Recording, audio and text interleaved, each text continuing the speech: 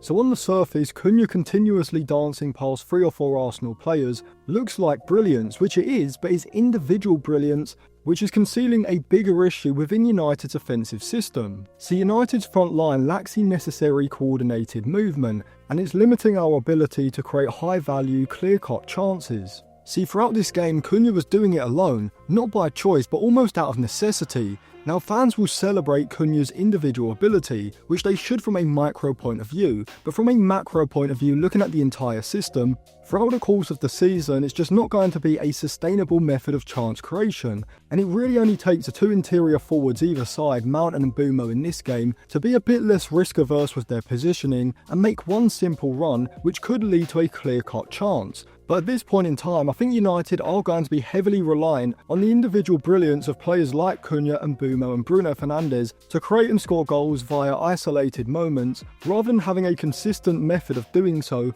throughout an individual match and over the course of the full season. And so by the end of this video, you're going to understand firstly how in this match against Arsenal, Cunha's elite level ball carrying ability was bailing out an uncoordinated offensive system, and secondly what the movements were from players like Mbeumo and Mount that could have unlocked these high value clear-cut chances. But before I get into that, if you want to check out any cheap, good quality football jerseys, go over to okjersey.com. They've got the new Manchester United releases for the upcoming season, with OK Jersey also allowing you to pick up high quality football shirts from just £15, plus free shipping across Europe for all orders over £45. They sent me over these new release alternative Manchester United jerseys from this season, as well as a long sleeved retro home shirt from the 92-93 season, with Cantona 7 on the back, alongside this Nuno Gomez Benfica shirt from the 97-98 season as well. If you use code ALANTIS at checkout, you'll get a discount, so I'll leave a link in the description and in the comment section below. So in this clip, United have settled possession in the middle third, and the passing lane centrally are being closed off via Gyökeres's deeper positioning and Odegaard and Rice pushing up to man press Bruno and Casemiro. And so Euro is forced to go wide of Martinelli into Dalot, who's dropping along the flank in order to open up a passing lane. Now as Dalot receives the ball here, this is a sort of pattern of play that shows the benefit of using a left footer at right wing back and vice versa on the other side, as just naturally if this is Ahmad receiving possession, he's going to be a lot more comfortable taking the ball inside onto his left foot and then being able to find the midfield splitting pass into Cunha's feet, even if there is immediate pressure from the fullback behind. Now in this particular situation, Calafiori, the left back, is a few yards away from Dalot, and so he is able to open up his body and get the ball onto his right foot. But obviously if he was under immediate pressure, he wouldn't be able to do this, and so he would be forced to take the ball inside onto his weaker left foot. But ahead of Dalot, we can start to see a series of coordinated movements from the front three, with Mbeumo looking to take advantage of Calafiori pushing up to pressurise Dalot and vacating the space down that left flank by spinning into the channel, working to drag Gabriel wide and then stretch the space between the Arsenal centre-backs, whilst Cunha is looking to drag Saliba out of the back line in order to vacate the central area by making a movement towards the ball into the area behind the Arsenal midfield line, simultaneously opening up a passing lane for Dalot to split the Arsenal midfield. Now up until this point, United's movement has been optimal, although from here this is where we see the need for Amorim's patterns of play to be developed further, and also how if they were to be developed further, with Sesko in the centre forward role, Mbeumo and Cunha can start to get into higher value goal scoring positions by making runs in behind the back line. So Dalot does excellently to get the ball out of his feet and also show composure to actually wait for the passing angle into Cunha to open up. Cunha and Mbeumo's movement is excellent, as is Dalot's vision, as well as the resulting incisive pass to split the Arsenal midfield line and find Cunha's feet, which is an attribute of Dalot's that people completely overlook, and why he's significantly better in deeper areas of the pitch in possession, either as a right back and inverted fullback, or in Amorim's system probably as a right-sided centre-back, where rather than having to be a part of the front five and looking to break in behind the back line into the final third like a natural winger, Dalot can instead use his incisive and long passing ability from these deeper areas in order to progress the ball forward, where he's certainly better than Mazraoui and just as good, maybe even better than Euro, when it comes to playing those passes between the lines. However, the issue with this coordinated pattern of play is that Mount on the far side is not making that curling or diagonal run between Saliba and Ben White in order to take advantage of that space, which is a type of run that Garnacho was excellent at making last season. Now Mount does play in either one of those two interior forward roles usually, and so because Amorim does like to use these sorts of coordinated patterns of play, progressing the ball first out to the wing backs and then going back infield into the centre forward dropping off, it should be drilled into him, so it's almost second nature that he needs to start making this run inside now as Dalot is about to play this pass into Cunha's feet. But it's not solely the movement of the interior forward on the far side where this pattern of play could be developed further. As whilst it may be a bit hypercritical, I would like to see both central midfielders shuttling quickly in order to open up a passing lane for Cunha to bounce a ball off first time into them, particularly the central midfielder on the far side, which in this example is Bruno Fernandes, because if Bruno knows that he needs to prepare in order to receive a layoff from Cunha and that Mount is going to be making that run, when the pass goes into Cunha, Bruno can then break away from Odegaard in the centre with a quick movement, creating a few yards of space to then receive the layoff, wherefrom if the interior forward on the far side, Mount in this situation, is then making a curved run between the right back and centre back, Bruno has a clear passing lane to find the run and release him in behind. Now when the ball goes into the feet of Cunha, to be fair we do see Casemiro getting goal side of Gyökeres, but on the other side Bruno Fernandes isn't close enough to receive a layoff, and only Mbeumo is providing movement in behind with Mount static on the far side.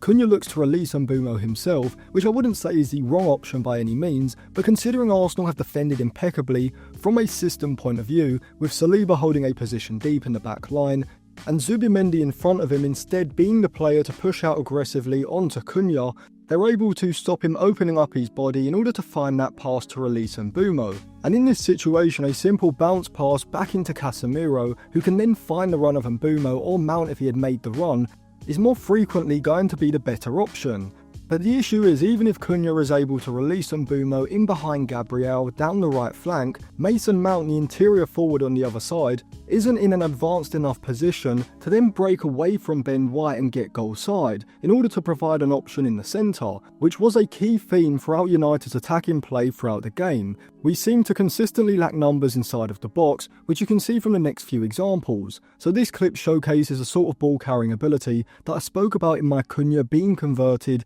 into a central midfielder analysis video about a month back, because as we see here, when Dalot plays a pass into his feet, Cunha can be an incredible source of ball progression even from deeper areas, but he can also do this playing as more of a false 9 as he did in this game, being given the freedom to drop a lot deeper than a conventional striker, which enables Cunha to break away from Calafiori, creating a few yards of space, which then enables him to turn and drive forward with the ball. However, whilst this clip does show Cunha's individual ability, once again we see the issue with United's movement ahead of him. Here you can see that both Mbeumo and Dorgu are to his left in what are rather odd positions that almost force Cunha to go alone, and that's exactly what he does, driving between Calafiori and Zubimendi, with the Spaniard showing what I think could be the issue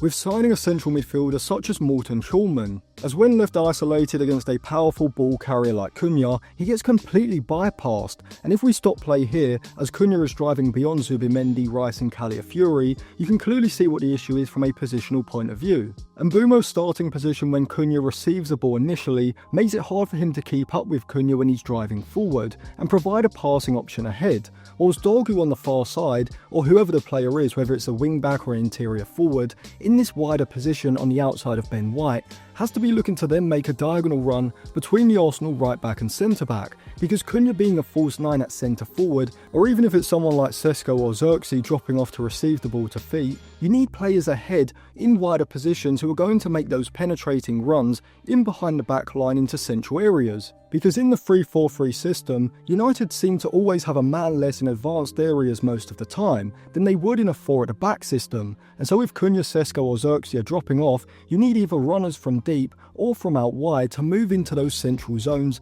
and provide the movement ahead of the back line. But without that movement ahead, Cunha doesn't really have any other options but to try and beat about 4 or 5 players, which he somehow manages to do, showcasing his truly elite level ball carrying ability. See, when analysing this piece of play from an individual point of view, this of course will get fans excited, but from a system point of view, relying on Cunha to perform miracles to progress the ball into what really are just half chance positions due to a lack of central passing options ahead, it's not going to be a sustainable and effective ball progression and chance creation method for United to rely on even in this individual game, let alone throughout the course of the season, as even though Cunha is able to break through into a shooting position, it's not even really a high value one, and still incredibly hard for him to score from, not even factoring in that by the time he gets to the edge of the box, he's run about 3/4 of the pitch and is on his last legs, and so he isn't really even able to trouble Raya with the shot. And we can see a lack of central movement again in this example. Bruno Fernandes carries the ball down the left side, Arsenal's double pivot and back line are in place,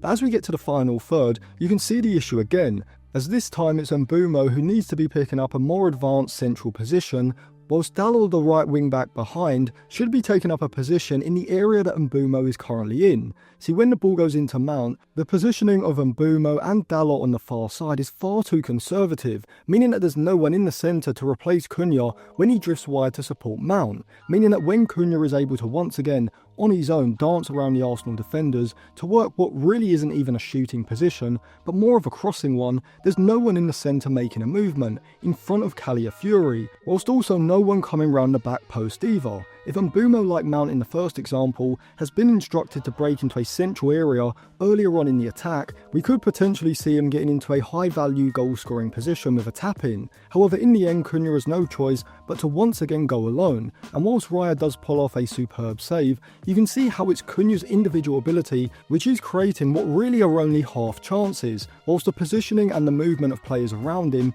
is limiting United's ability to create any sort of clear-cut chances at all, not even having one throughout this game. See, whilst Cunha's elite level ball carrying ability, without doubt deserves credit, is covering up flaws in the rest of the system. United's offensive system lacks coordinated patterns of play and movements that are going to allow us to create high value chances consistently, and so without this movement, Cunha's brilliance leads to half chances, not even clear cut chances, let alone goals. So let me know if you agree with my analysis in the comment section below, and if you want to check out any cheap, good quality football jerseys, go over to okjersey.com. You can use code Atlantis at football for a 10% discount. I'll leave it linked in the description and comment section below, and you can also sign up to my Patreon and get a 7-day free trial. I'll leave it linked on the end screen now as well.